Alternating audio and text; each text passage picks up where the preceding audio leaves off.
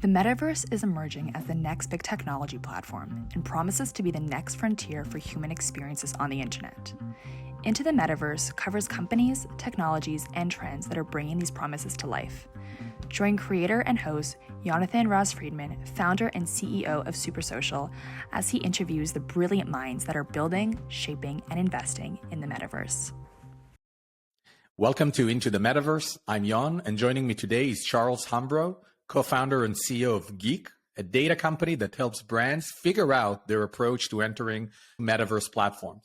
The first time I came across Geek is when I read an article that actually covered NARS Color Quest, which is an experience my company Supersocial created on the Roblox platform for NARS Cosmetics. And I was curious about Charles's work, and hence the connection was made.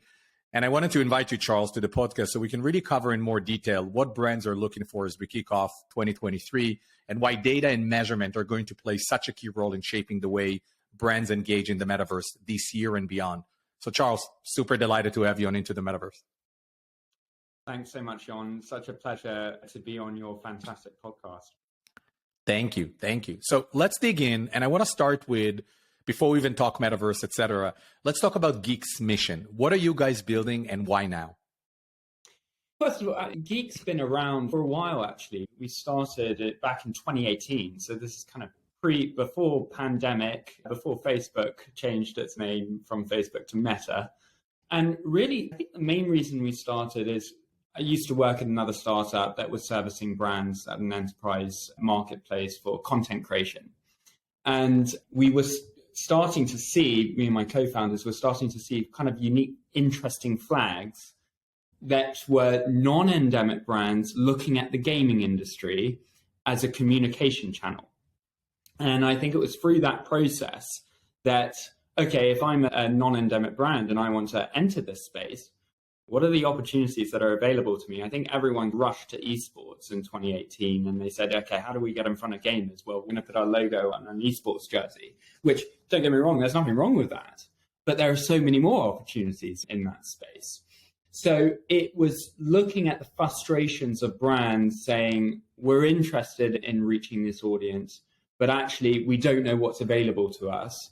And when we're going in, as we are doing with traditional media and TV, print and radio or social media, there's no real metrics or KPIs that are in place for us to understand whether what we're doing is any good.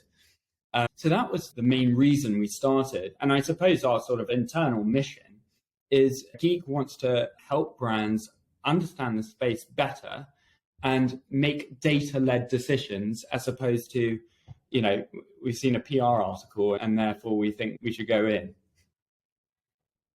That's fantastic. And I agree, especially in a time when there is so much hype over the last 2 years because of COVID and the acceleration of virtual world is kind of a new frontier.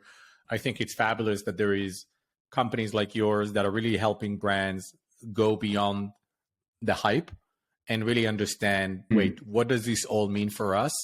And I actually think that we're only at the beginning of the beginning, and I'm sure you would agree, of really starting to inform brands with data. And how do you actually measure those things? I remember back in the day, I'm sure you do too, with Facebook, it was all about Facebook likes. And then people realized it doesn't mean anything that someone likes our Facebook page millions of times. It matters what actually happens inside. And it feels to me that we're starting gradually moving from that visitation or like superficial views element of how many people just come into an experience and starting to move into what are actually some of the measures that make sense that would show us we're successful. Totally. And I think likes is one of many different KPIs that will happen. Is it an important one? Well, it really depends on what your objective is as a brand. And you're absolutely right. If we're taking Roblox, for example, it's interesting to see visits, and that can be one KPI, but what are all the other KPIs that are out there? And we can get really deep into this conversation of how our brands are looking at the space now and how they're benchmarking it. But I'm totally aligned with you. There's lots of new and different ways to measure success now.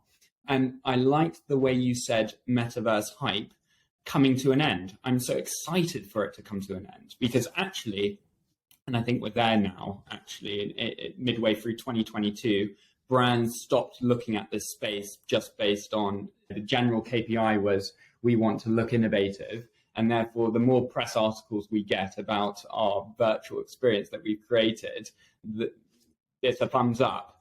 That's over now. Brands are bored of that. The PR, the press is bored of it. Actually, we're all aware that there's real value in this space beyond just PR. Question is, how do we measure it? How do we measure it? And how do we benchmark this against our competitors or the general we were in?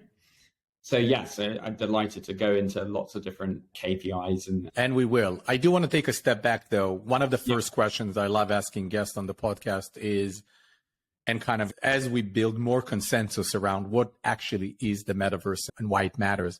And so my question is, how do you or Geek define what is the metaverse? That's so hard because, again, I find myself, it's a strange one. The metaverse, that word is plastered all over my website. But every time I say it on a call, I always have to do this, weirdly. I don't know why. It's like a sort of weird reaction where I'm putting inverted commas around it. Because I actually think, to me, and I'm going to skirt around your question like a politician now, I actually think, to me, we've got to take, there's lots of futuristic understanding of, this sort of, whether it's decentralized or not, or it's one space in which it's interoperable for lots of people to hang out in. Actually, what's happening now? And we take a very, very clear view of essentially gaming has been around for decades. And we need to reframe what we think a game is. Because when I grew up and played games, it was generally quite a solitary experience. The only social experience was when someone came and sat next to me on my sofa and we played Mario Kart together.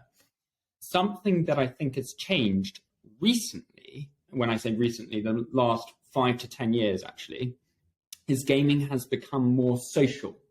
So what we're finding is people aren't just going into games to play, they're actually going into games to also socialize, which puts these virtual environments, these gaming environments, in this sort of strange category as an evolution of social media.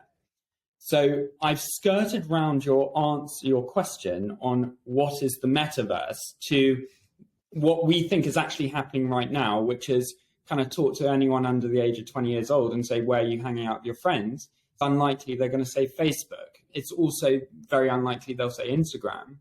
It's probably more likely they'll say Snapchat or TikTok, but potentially Roblox will be in that conversation, or Fortnite will be in that conversation, where they're actually logging into Roblox because they're seeing the green bubble and they're going, hey, my friend is hanging out in NARS Color Quest or something, and I'm going to go hang out with them there. The point is, if we compare this to traditional social media, the experiences that they're having in those worlds are far more enriched and engaged than me swiping through Instagram stories playing Peeping Tom on my friends. And I think that's what, when people think about the metaverse, I personally try and go under the hood. And really what we're describing, at least at the moment, is these sort of 3D virtual worlds that are bringing elements of a video game, which means there's play, there is engagement, there's mechanics, there are things that makes you want to come back again and again, aside of having friends there. And then it's also a social media element, right? People come to socialize, hang out together. And that obviously played a role in platforms, accelerations, especially Roblox over the last 2 years, exploding because of COVID.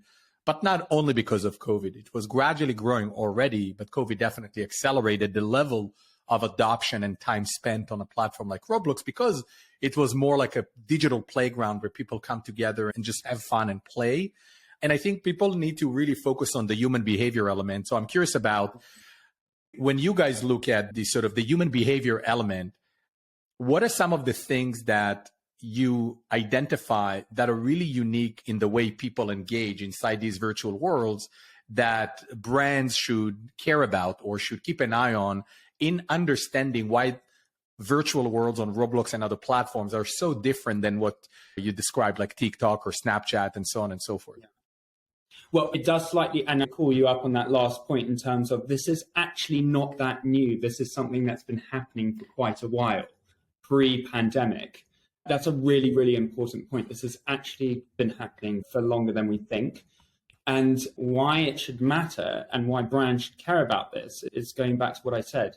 The experiences that they're having in these 3D immersive worlds are far more enriched than the experiences that they're having on 2D scrollers on traditional social media channels. The most basic one is it's live. You are live with someone in real time, sharing an experience, going on an adventure together, rather than tapping with your thumbs and commenting or double tapping and liking a picture. So that's why, this is a very crude and dangerous comparison to do. But if we're talking about media buying, where you're getting impressions by scrolling through and seeing 2 seconds on an Instagram post, you're kind of comparing that to someone spending an average, and it'd be interesting to look at the data on this, but maybe an average of 10 minutes inside NARS Color Quest, as opposed to 10 seconds on their Instagram profile. And they're not there alone a lot of the time. They're there with friends making memories. So this is deep, deep enriched engagement online, which is very hard to replicate elsewhere digitally. You're probably most likely to replicate that sort of experience physically in a store or something like this when you go shopping together. So it's truly accessible now to have a deep, rich, branded experience inside these 3D worlds. I love how you described it. Imagine if someone would come to me and say, I would come to you and say, like 5 years ago, Charles, imagine that every brand could possibly and potentially have their own bespoke, essentially video game that is a social hub for their audience, for their fans, and they interact and they play and engage. Brands barely, as you said, got into gaming as sponsors or doing some ads or some activation in Animal Crossing or something like that. But the gaming industry for years tried to figure out how to get brands in beyond like, let's have a banner of Coca-Cola in a FIFA game or something, right? Which is something we've had for a long time. Now we finally, for the first time, there is such a meaningful, deep way for brands to come in, and it's driven by the human behavior. That's what's exciting. It's not driven by some hype. It's driven by real people who are spending real time, who want to engage in meaningful experiences, and brands have an opportunity to build those authentic experiences and connecting with these audiences who are, for them, by the way, and I like to say that anyone below age 25, 20 today, they don't need to be explained what is the metaverse. They already live inside of it. They've been an avatar for the last decade of their lives, right? 100%. I mean, you just chat to anyone. And if you're talking about the ages 25 plus, you'll realize that actually, they're going into FIFA to play football. But a lot of them have headsets and they're playing with friends and they're actually chatting about their day-to-day life while they're doing that. And I think that point, I call it in-game, out-of-home media buying, which is a very nice, obvious jump when you're media buying on social media. Hey, why don't we just put our banner inside a game? Which I'm not poo-pooing, by the way. I'm saying like that is one way to get in front of those eyeballs. But I think the opportunity is so much deeper and more exciting than that. And also one has to realize that, okay, fine, it's an evolution of social media and therefore a lot of the same rules apply. But actually, we got to think about the business model of all these games, because actually what makes its money from the players, really, not brands. So as a brand, you can't think about, hey, I'm going into this like I'm going into social media. You need to add value and enrich their experience. There is a lot of other options for these users to go into lots of different worlds. And as a brand, you've got values, you've got stories to tell. And you can express those stories in a whole new way that was never even possible in these sort of 2D social media planes. So that's the real exciting point. I mean, again, like I say, there's so many different objectives and lots of different reasons why brands go in. What I'm really excited to start seeing is that we're going in for PR. That's dying. That's gone. Thank God. Now we're going in to actually connect with the community rather than for some article to say how innovative we are. Now we're going in to express our brand values in a way that wasn't possible. We can talk about brands having long-term opportunities of creating new revenue streams through digital goods, but this is Loads of reasons. And IP, right? I think when you build your own bespoke virtual world, you're also building your own IP. And I think that's also what's part of what's new. And maybe that's a great segue to start talking a bit about like objectives and benchmarking and measurement, because I think, and perception, right? I think today we're still, as much as there's been growth in perception of virtual worlds by brands over the past year, I think to a large extent, majority of brands are still thinking about it from a marketing spend. Yes. One of the things that I'm excited about is how do we grow to help brands understand that this is not just a marketing spend, but ultimately the goal can and should be sometimes to actually create a business asset that can live on its own. And suddenly from a marketing investment, it becomes a business asset that can sustain itself. To me, that's the long-term vision of how these brand worlds and brand experiences can evolve. But I think it's totally normal that it start, it's a marketing activation, it's a marketing investment. But I'm definitely starting to see, and I want to hear your thoughts and experience talking to so many brands, I'm starting to see more gradual understanding and interest in building things that actually can become self-sustained and potentially even revenue generating. What are you hearing from brands in terms of their objectives and how are they benchmarking themselves in certain sectors? Look, there are short-term and long-term objectives always. And I think the brands that are winning in the space are the ones that understand their long-term objectives very well. One thing we haven't touched on, which will be akin to this, is the perception of who a gamer is and what a gamer is has changed dramatically. I think there was a sort of watershed moment when Ninja started streaming with Drake. And it was sort of, oh, wait, these gamers aren't just, my company's called Geek, but these gamers aren't just geeks. They're normal people like you and me who don't necessarily identify themselves as gamers. It's like I watch films. I don't call myself a film watcher. They game because that's where they're doing lots of things and that's where they're hanging out. And it's a hobby that they like to do. In terms of brand objectives, actually, it's really important for a lot of these brands to be culturally relevant. This is now a space of cultural relevance. But Travis Scott doing his Fortnite activation, Little Nas X inside Roblox, et cetera, et cetera. This is where cultural relevance is happening. For any brand to align with this audience in this space is automatically becoming culturally relevant itself. It's, again, to make the comparison of social media, if you were just doing print TV and radio, when actually Facebook comes out and everyone's hanging out on Facebook and the eyeballs have moved, the brands need to move to Facebook eventually and start speaking to that community and that audience. I would say the same with these virtual worlds as well. So I think a long-term objective is how do we, and something I'm hearing is, how do we become authentically native to this space so that in 3, 4, 5 years' time, when we have a business model that is self-sustaining and we are selling digital goods, this isn't jarring for this audience and this isn't jarring for this community. This is totally normal and we authentically belong here.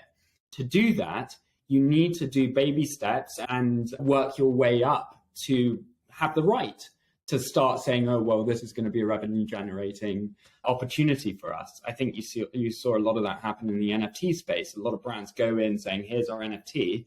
Well, are you native to this space? Do you authentically belong here to have the right to start doing that?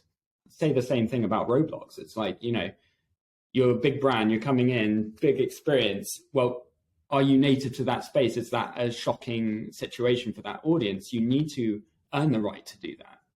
So I would say a short-term goal is, well, let's start collaborating with the community. Let's start enriching experiences and adding value. Could be a short-term one. And then a long-term one is, let's have a self-sustaining business model here where we have the right to, as you were discussing earlier, create an experience that is revenue generating. One other big item that I hear talking to folks as well is, where do we go? And so when brands come to you and they start a conversation, I'm sure some of them already know they want to come to Roblox. Some of them already know they want to go to Fortnite, and some of them potentially want to go to other platforms. What are some of the characteristics or the pillars of decision-making that brands are thinking about today as they look at what is the right platform for us to activate in? Yeah, it's a great question. And actually, the first question for a brand should not be where should we go? It should be what are my objectives? What am I trying to achieve? Because if it's to reach an audience that isn't spending time watching television or listening to radio or reading magazines or even on traditional social media, okay, well, where is your target market? Is it in Asia? Is it in North America? Is it in Europe? Is it in South America?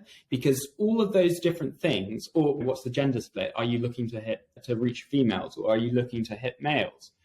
All of those little things are going to lead you towards a platform that skews in that target demographic that you're trying to reach. I would say if it's an Asian audience, you're more likely to reach more of that Asian audience going through Serpeto as opposed to Roblox potentially. Do you know what I mean? So it really, first you must start with your objectives. Then you must start with who is your target market. Then using data, you must find opportunities that match those objectives and that target market that will allow you to say, well, actually, this is the platform I need to go in. And we haven't even discussed whether, okay, we need to actually go into a user-generated content platform because we want to build our persistent world in that space. Or actually, if we're looking at 3.2 billion gamers, what about the people that are watching video games, which is 1.7 billion people? Because that might be, now you're going into content creation through traditional streamers or something like this. Or actually, do we want to hit the hardcore market, which is esports? I mean, there's numbers out there saying there's 450 million viewers. I'm not sure how accurate that is, but do you know what I mean? Maybe we want to be very native to the space and therefore we need to hit the hardcore audience. And now you're back to the sort of logo on the shirt for the esports organization. So I think the bottom line, which is really important, and I 100% agree with you, is for brands who are thinking about, who are just exploring coming into these type of platforms and building their metaverse presence, or brands who already know they want to go in, what's really important before you even think about the particular platform is, what are you trying to accomplish? What are your business objectives? How does it fit into the wider strategy of the company, the brand? And then ultimately, that would answer a lot of the questions that can help you decide on the platform, the audience, maybe there's geographics, maybe there's a certain type of experience you want to do. Is it time-based or not? Of course, how much budget people want to spend. Do you have a long-term vision of turning it from an activation to a business asset that generates revenue and is self-sustained, or you really just want to go after some more short-term objectives alone? I think all of those components ultimately will dictate. One more thing that I think is important, and I see it also with brands we're talking to, is it's not just finding partners who can help you come into these platforms. It's also understanding what capabilities internally we need to actually be able to do that. Because you're not just handing over your future and destiny into some partner. I mean, and I know it firsthand because that's what we do at Supersocial. And we encourage companies to think through seriously, what are some of the internal capabilities you need, all the way from basic things like project management to some other things. How is this going to market itself? How are you going to sustain it? That's also requirements and resources and budgets. And I think the reason that why that's so important is because when we think about building and operating a persistent 3D virtual world, it's in orders of magnitude more complex to build and maintain than other digital things that have been built in the past. From an Instagram page to a TikTok, I'm not saying it's more difficult or easier. It's more complex. It's a whole different level of talent, diversity that you require, and the time and the effort that is required because you are building an interactive, engaging 3D world. Totally. I'm not just thinking about aesthetics here as I would for Instagram. I'm thinking about player loop. I'm thinking about game mechanics, which very often, especially when it comes to fashion brands, beauty brands, they immediately just usually start thinking about aesthetics, or they'll even choose the platform based on the aesthetics, which I would say is a sort of dangerous thing to do as well. But really, they should be thinking about multiple other things that they would traditionally not think about in the past. And you're absolutely right, Jon. I really like what you said there. Understanding your internal capabilities and your internal structure is going to help you understand the sort of partner you need to work with as well. And I think you go into Instagram, you don't create an Instagram profile and put up a picture and then delete the profile. You have to maintain that Instagram profile and you have to continue to service that community with content. If you're building a persistent space inside a virtual world, you got to do that too. You don't just go in, create the world, and then say, we've done that. That's all great. We're good. This is something you have to manage and maintain and grow and update.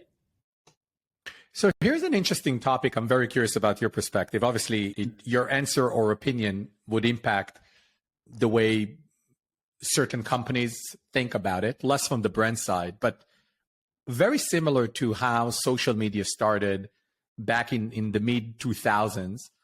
It was a new frontier. It was a new type of communication. It was a new type of internet modality. And initially, it was very new type of teams and companies that were born in building games or building services of communication and marketing for social media. We're pretty much seeing that as well, anywhere from company like mine and other companies that are not necessarily agencies, but are really building dedicated teams and efforts and capabilities to build amazing virtual worlds for brand partners and IP owners. My question is, this is more perspective that I'm curious about your opinion versus we don't know yet, right? I wonder, how do you think this category evolves? How much do you think it will continue to be independent companies that are really growing and continuing to build these experiences that are very bespoke versus, or maybe not exclusive to, certain brands and enterprises that are building their own in-house capabilities? And how does it fit with the bigger agencies, the Publicis of the world, the Accentures of the world? I'm curious about your perspective on that triangle of massive agencies, Accentures, MediaMonk, uprising, upstarts like Supersocial and others, and then there is the brand building their own in-house capabilities. Yeah. In this particular category. Yeah, so I think that's a great thing. And to give you the best answer, I think we need to look in the past and say, well, what happened when we went from print TV and radio to the mid-2000s when social media came along? And I think what happened is essentially a lot of agencies were just like, this new thing called social media is here, don't worry about it, we'll handle the whole thing, and it's going to cost you $500 to post a picture on Instagram, and don't worry yourselves about this, we've got it covered. Eventually what happened is brands started to build their in-house teams to manage social media. Now, that doesn't mean they got rid of agencies. They still used agencies to create content, to help them with support in terms of strategy and distribution and all of that stuff. But they had core in-house teams, and do have core in-house teams, which kind of manage the whole thing and choose the partners to help them do that. So I think a lot of brands, or maybe it's very biased because we work with a lot of brands directly, I think a lot of brands have learned that lesson, where they've been slightly burnt in the past from being late to building their teams in-house. And actually, I'm amazed at which the speed of all these brands have actually said, oh, you remember when this happened before? Now what we're going to do is we're going to build a department internally, which is going to hold the strategy and manage all of this stuff. And so something that we really help brands do is upskill those in-house teams and make sure that they're aware of, there's not a one-stop shop here. There's going to be experts if you're going into a space like Roblox, and there's going to be experts if you're going into a space like Decentraland or something like that. Sometimes they'll overlap and one can be experts in both. But really, it's about having that core central team. And I think this is the way this is going to go, by the way, Jan, is actually a lot of brands are going to have their own in-house teams, not necessarily to build, but to manage and strategize. And what they'll do is there's going to be a huge marketplace of studios and experts, maybe consultancies, even right down to content creators, individual content creators with the creator economy to build and distribute assets. And that's where I think this will go. It's more about, okay, that core central team for all these different areas inside this space, they're going to be working with really great companies to help them do that thing. When we're talking about the large agencies of the world, the Havasses, the WPPs, the Publicises, I'm sure that, and they do today, they will be servicing those teams and offering their services to do that. However, I think the Publicises and the Havasses will be using the same experts that an in-house team at another brand would be using. Do you know what I mean? I do. So I do. And by the way, I think, and I'm seeing it, I can't name names and numbers, but yeah, all of the partners we are working with currently and worked last year, we've worked with them directly, the brands. Yeah. Yeah. And I'm not against working with agencies. I actually haven't had the chance yet to work with any large agency. I'm not against it because we've just been fortunate to work with brands directly. And I think that is, of course, a reflection of Supersocial and other companies like us that work directly with brands. But I actually think, to your point, it's more of a reflection on the brands. The brands are taking ownership of the process. The brands are building capabilities and hiring people to go direct. And I'll tell you why I think it's smart, and I wonder if you would agree. I think the reason it's smart, it's because everything is so new and avant-garde, even though, as you said, and I agree with you, we've been there for a long time. Like virtual world in 3D. I started Kano, my first company in London 10 years ago. Minecraft was exploding in 2012. No one was paying attention. Roblox started to really grow in 2015, 16. Yeah, it's just everyone ignored and still ignored even when they went public in 2021. So I think what's happening now in my mind, and I think you're probably seeing it even more than I do, is brands are taking ownership. And I think there's a new generation of digital leaders who are digital native leaders in brands and companies that are able, because they grew with social media, they understand that they can actually interact in a more meaningful way than how a TV or print ads executive in 2000 had to figure out what on earth is this goddamn internet and what do I do with YouTube and Facebook, when people like you and I, Charles, were literally spending hours of our hours on Facebook with our friends, and everyone else was, I mean, we've been there before, literally. No one above age 25 used Facebook in 2005. It was university students was like exactly the first thing. And then it was just down and then it came up. And I think that goes back to the point of, I think the reason why it's accelerated in-house so much now is because it's all happened at the same time for the industry, agencies plus brands. So when a brand talks to a large agency and the brand kind of knows just as much as the agency, you're like, well, I'm just going to do this myself and I'm going to go to Supersocial to get this bit done because I want to go in here, rather than go to you that's also then going to go to, do you know what I mean? And fundamentally, this happened before with social media. So they've learned and they've gone, okay, when we started with social media, we didn't upskill ourselves and we just left it. And then eventually we learned we could do it ourselves. Now we're seeing that same process happen again. Let's build the in-house team. I think this conversation makes me feel pretty good about where I am positioned with Supersocial at the moment, to be honest. I think it's great for people who are experts in very specific platforms. And it's great for if you want to work directly with brands, because there's a direct line of communication now where you can do that. And this doesn't, I'm not for 1 minute saying this is the end of large agencies. I think agencies are going to, there's going to be some brands where it just makes sense to actually do this through agencies because of how they all work, how they're all good. But I think a lot of brands are looking at this space and they're going, we actually know our brand better than anyone else does. And actually, I think we can do the strategy here ourselves. And I think we can directly work with a lot of partners who can help us build this. And it could well be, by the way, it could well be that we will see acquisitions. It could well be that the Havzas of the world and the Media Monks of the world and the Accentures of the world actually end up acquiring some of these expert builders and developers. I'm sure they already have in many different areas. Most likely. If I was running a big agency, I would be like, this is the next frontier. We got to have builders. We got to have companies that are actually building this stuff. Like, we can strategize as much as we want, but if you're right, and I think we're seeing that trend, and more brands are going to take ownership on the strategy, right? Because a lot of agencies, what do? They do strategy. They do the research. They provide you the kind of the umbrella thinking to the execution, all the way to the McKinseys of the world and the Accentures of the world, right? At the end of the day, where the rubber meets the road is getting the thing built. And I think going back to what you said earlier, we're not talking about an Instagram page, which even for an Instagram page today, people probably charge $500,000 per client. We're talking about way more complex, persistent worlds that are constantly alive. It's 24/7, 365. Users never go to sleep, especially on platform like Roblox, where 2/3 of the users actually come from outside North America.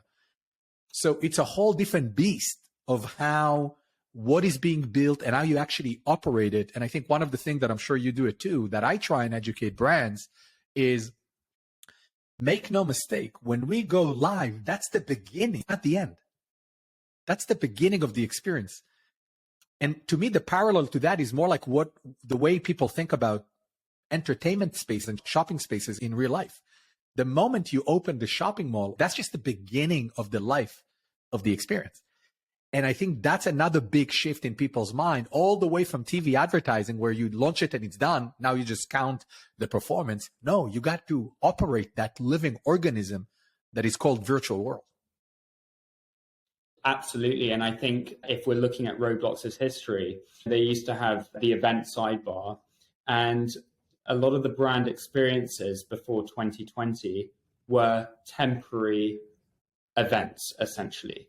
And I think it was Vans World, which was very forward thinking and built that experience. It was the first persistent brand experience, I believe. You're right. Very much not an event, right? Yeah. It was very much. Until today, it's still live. And even when we went in with Gucci, I'd like to say we went in quite early, even before Gucci Garden. It was done with collaborating with the community to create digital assets. And then eventually Gucci Garden, which was an event, and now Gucci Town, a persistent experience in that space. Same with Tommy Play and many other brands. I think everyone's kind of cottoning on to this now, that this is not, the word campaign is not necessarily always the right word to use here. I think campaign is, it's probably not the right way to think about it. However, I do believe that there will be brands who would want to do quote unquote activations that are more time-based. And maybe they're more seasonal and they are a reflection of a certain product being launched. And I think that's okay. I think we're going to continue and see branded activations coming to life, coming and going, etc. I don't think that's going to necessarily go away. I do expect and believe we're going to see more persistent worlds once we're starting to see successes of how do you actually turn it into a self-sustained business asset. I think that's the big next unlock, which, you know, I'm truly excited. I want to be one of the first to actually help a brand do that, right? Build the persistent experience that, hey, we turned it from a cost center to a profit center. Now that's a story I can tell my CEO about, right? That's the next big unlock. And you know what's really fascinating about that, Jan, is like, even at the moment where some of these brand worlds and a lot of these brand worlds are not necessarily fully profitable in terms of, okay, the amount of money we spent is the Robux we're getting back. Even if you just compare it with the engagement they're getting, and then you compare that to the spend on traditional social media, if we're talking in marketing terms, this is chalk and cheese in terms of what we're getting back from those, if we're looking at it from a marketing perspective inside that environment. The cost per impression is unbelievable. Or cost per download, whatever. And that's why I'm saying, like, the metaverse hype is over. It's so clear to see that this is here to stay because you just can't compare them. It's unbelievable, the engagement that you're getting. Yeah. I think it's very much that's got to be a long-term strategy in terms of, I think it's dangerous for brands to think about revenue, just direct revenue in digital goods the whole time. You've got to be so careful about that and that's where it goes back to the objectives. Like, what is your objective short term? What is your objective long term? Especially on a platform like Roblox, where the bookings per users are so still relatively low when you compare to other, gaming platforms. And also when you think about that, still it's 50% of the platform is below 13, 50% is above 13, but still predominantly we're talking about youth, kids and youth. You're not talking about people who have a career and a job and a stable wallet behavior, let's call it this way. And so I agree with you. And I think that's why it's important for brands to keep in mind that it's okay to do monetization. It's okay, but it should be considered in the level of experimentation. And not only in terms of managing expectations, but also realizing that I believe the big things about revenue will come when there is so much more integration between virtual worlds and physical. Yeah, 100%. Exactly. When you're not just buying virtual jeans, you're actually buying stuff that can connect to what you're owning in real life, because that's not going to go away. And many brands ultimately sell physical goods. 100%. You're absolutely right. And I actually, if we're talking about where this is going, what I'm really excited to see, and I actually think the best virtual activations are the ones that have the closest link to the physical, normally, where the virtual experience is enriching actually the physical experience. If I think about Elton John, which you wouldn't necessarily think Elton John, okay, Roblox is here, because of the demographic. But actually, the engagement that we saw inside his experience was incredible, partly because the people that engaged most with that particular experience turned up on the Jumbotron at Dodger Stadium. You could see all the avatars there in the thing. And that's where like a virtual experience is enriched by a physical experience. So I'm really excited to see those two worlds come together closer and closer, because again, we're going back to how can a brand add value to a community? If we're talking about a brand that has real world locations, try and incorporate that into this virtual space in some way, shape or form. And there's so many ways one can do that. I'm super excited to see more of that stuff happen. And I think that's a great segue to the last question I have for you, just highlighting it's the intersection of the real and quote unquote the unreal that is really going to be the most incredible and most exciting thing about virtual world, is when they are actually part of our lives, not just virtually, but also physically. And I think we're at a very, very early stage because technologies are still emerging. But I don't buy into a world where all of it is virtually. To me, that's dystopian. It needs to be connected in fun, engaging, meaningful way to our physical presence. And so with that in mind, Charles, before we wrap up, what's the one key takeaway you want brands to take away from our conversation today? Ooh, that's a good one. So I think if any brand is listening, have a long-term strategy to this space. If I could have you remember one thing, it's imagine if social media just came about now, suddenly, and we're back in 2005. What would your social media strategy be there? Would you be just thinking about the quick win and, okay, let's jump on this thing? Or would you have a long-term strategy in that space to set you up to dominate those platforms? And that's what I would want a brand to take away from all of this. Oh, this is going to sound incredibly biased. Take a data-led approach. Don't just make decisions on PR articles and things like that and kind of guess in the wind. Really think about what your objectives are and where you're going. God, that was quite a long-winded. It's a great note and a great call out. Charles, co-founder and CEO of Geek, thank you so much. It was really great having you today. I think it was a fantastic conversation.